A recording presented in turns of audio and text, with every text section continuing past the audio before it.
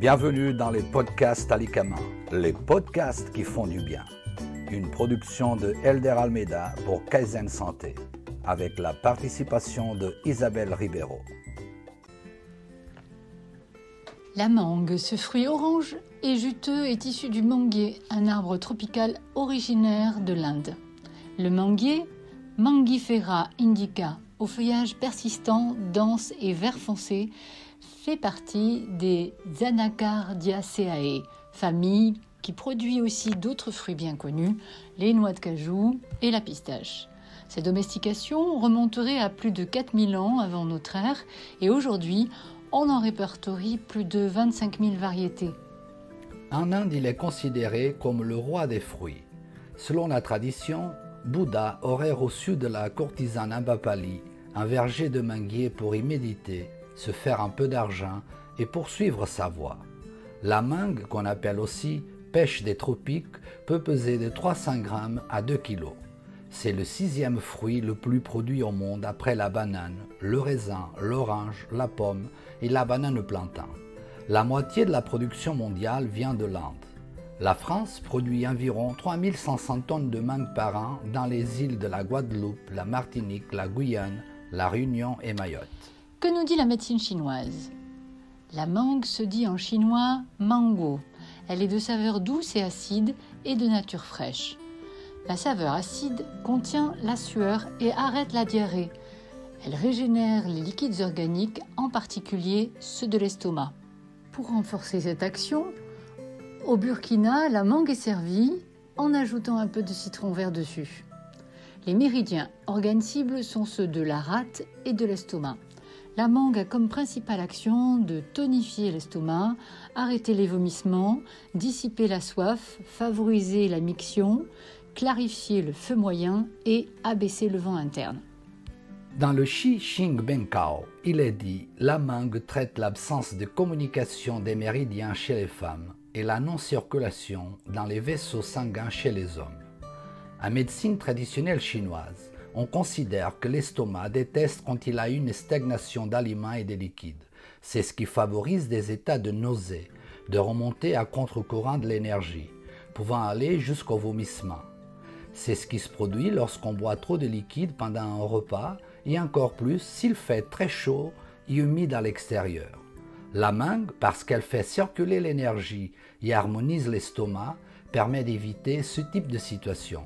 C'est d'ailleurs un excellent remède en cas de mal de transport, en voiture ou en mer, et pour les nausées de la femme enceinte. Il est bon aussi d'en consommer quand il y a trop de chaleur-humidité dans l'estomac, qui peut être due à plusieurs facteurs, que ce soit des blocages émotionnels ou bien la consommation excessive de produits laitiers ou d'aliments gras et frits. C'est cette sensation de bouche pâteuse qui peut s'accompagner d'une lourdeur dans le corps, mais aussi de sinusite ou d'une soif permanente et de nausées-vomissements.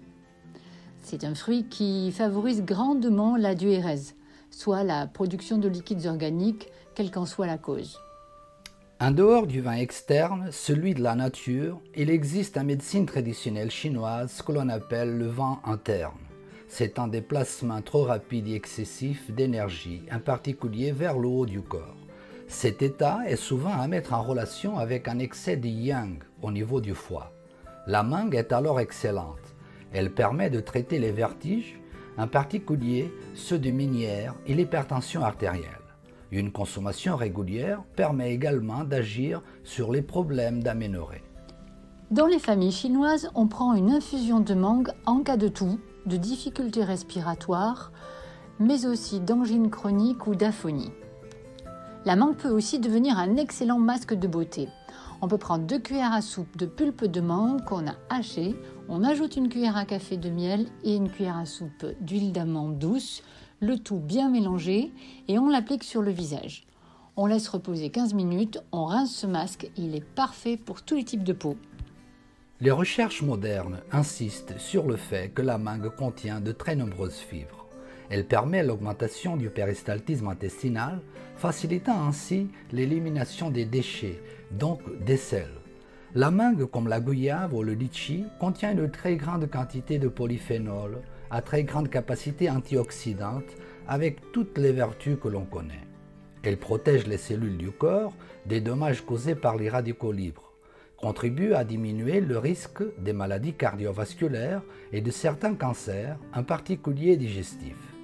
Elle est bonne pour le cœur, grâce à ses fibres solubles dont la teneur augmente avec la maturité et qui contribuent à limiter les risques cardiovasculaires en diminuant le taux de mauvais cholestérol, ainsi que grâce au potassium qu'elle contient, régulateur de la tension artérielle. Sa couleur orangée est donnée par les bêta-carotènes aux grandes propriétés antioxydantes qui sont précurseurs de vitamine A. Elle en contient en quantité importante, ce qui joue un rôle majeur dans la croissance des os et des dents. La mangue, bien évidemment, regorge de vitamine C. Elle est peu calorique et contient très peu de sucre. La mangue est prioritairement consommée en tant que fruit frais, mais on peut aussi la prendre en jus ou en infusion. Elle est succulente à consommer là où elle est produite. Souvent importée verte, la mangue est un fruit climactérique, c'est-à-dire qui continue à mûrir après sa cueillette. On peut la préparer en salade de fruits ou la consommer en coulis, en confiture. En Inde, on fait sécher le fruit au soleil, puis on le réduit en poudre dont on se servira comme épice. Elle contient alors un enzyme qui a la propriété d'attendrir les viandes et de favoriser la digestion. Comme c'est le cas pour tous les fruits, à moins de le consommer immédiatement, il est toujours préférable de croquer un fruit que de le boire en jus pour éviter la perte de vitamines et l'augmentation des sucres. Pour savoir si la mangue est mûre, la peau doit céder sous une légère pression des doigts et elle laisse se dégager un parfum agréable. Elle peut comporter des taches noires, signe d'une maturité avancée. Lorsqu'il a des points jaunes, c'est que le fruit est à maturation. Sa chair doit être jaune foncé, onctueuse et sucrée. On évite de consommer l'écorce qui contient des substances irritantes. Et au niveau des coupes, les présentations artistiques foisonnent sur le net. Séchée, la mangue perd une grande partie de son eau, ce qui concentre sa teneur en nutriments, en minéraux et en vitamines. On a donc, pour un même poids, un aliment plus riche en calories et en sucre, mais aussi plus dense en minéraux, en vitamines et en antioxydants. La mangue séchée s'avère donc très intéressante en cas d'activité physique, en collation pour les enfants, en cas de coup de pompe et en randonnée, pensez à en glisser une poignée dans le sac à dos. Riche en tanins, en anthocyanidines, connus pour leur effet sur le diabète, les feuilles de mangue contiennent y compris de l'acétate d'éthyle qui aurait un effet positif sur la synthèse du glycogène et permettrait de traiter l'hyperglycémie. L'infusion serait donc à recommander à toute personne ayant des glycémies élevées, du prédiabète, voire du diabète. Cette tisane, par un effet hypotenseur, soulagerait les toux et les problèmes respiratoires légers. Infusez quelques feuilles de mangue dans un quart de litre d'eau bouillante pendant quelques minutes et le tour est joué.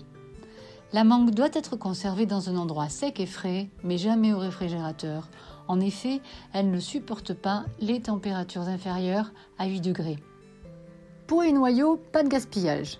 La pelure et le noyau de la mangue représentent environ un quart du poids du fruit. Au lieu d'être jetés, ces parties pourraient avoir des propriétés intéressantes à utiliser.